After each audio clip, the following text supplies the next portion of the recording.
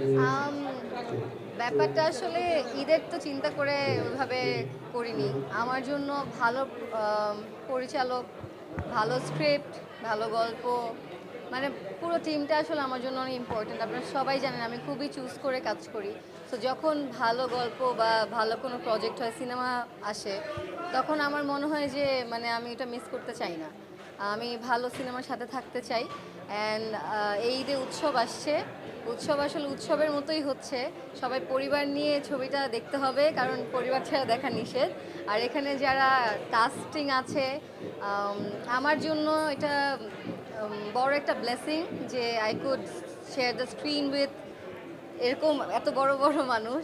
তো আমার মনে হয় যে এটা আমার জন্য বড় একটা এক্সপিরিয়েন্স ছিল। খুবই ওভারওয়েলমিং ছিল। অ্যান্ড আমি বলবো যে সিনিয়র আর্টিস্টদের সাথে কাজ করা আম, খুবই আরামের। ছোটোবেলা থেকে ওনাদের কাজ দেখে এসেছি এবং আমরা জানি যে 90s যারা কিডস আমরা, তাদের জন্য আসলে এই মুখগুলো খুবই পরিচিত এবং আমাদের চাইল্ডহুড মেমোরির সাথে কানেক্টেড। সো সিনেমাটা খুবই মজার এবং খুবই দুর্দান্ত হবে। তানিম নূর একজন খুবই ভালো ডিরেক্টর, আর রাশেদ জামান ডিওপি হিসাবে দুর্দান্ত। সো পুরো গল্প, পুরো টিম, পুরো সিনেমাটাই আসলে এমন একটা সিনেমা আসতে যাচ্ছে যেটা আসলে অনেক বছর আমরা পাই না। So I don't think anyone would want to miss it. সবাই খুবই পছন্দ করবে, সবাই উৎসব দেখতে হলে আসবেন। এবং আমি আমার চরিত্রটা নিয়ে খুব বেশি কিছু বলতে চাই না, হলে যেয়ে দেখতে হবে আসলে সুনেরা কোন চরিত্র করেছে।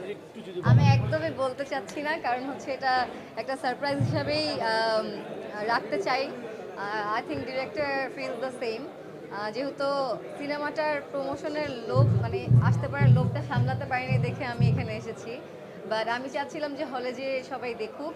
আম, চরিত্রটা আসলে আমার মনে হয় যে আমার চরিত্রটা যদি আমি বলি, আমার সিনগুলোতে সবাই একটু হলেও ইমোশনাল ফিল করবে, হ্যাপি হবে, এতটুকুই বলতে চাই। অ্যান্ড আমি আমার একটা ড্রিম ফুলফিল করতে পেরেছি এই সিনেমাতে কাজ করে, বিকজ এমন একজনের সাথে আমি স্ক্রিন শেয়ার করতে পেরেছি, যার সাথে স্ক্রিন শেয়ার করার আম, ইচ্ছা আমার অনেক আগের থেকে, এবং এটা আমার ইচ্ছা খালি না, এটা আমার স্বপ্ন ছিল। তো হ্যাঁ, একটা স্বপ্ন পূরণ হয়েছে। সুন্দর, আপনি সব বাঘা বাঘা আর্টিস্টের সাথে কাজ করেছেন এটাতে। অনেক সময় শুটিং অনেক মজার কিছু হয়।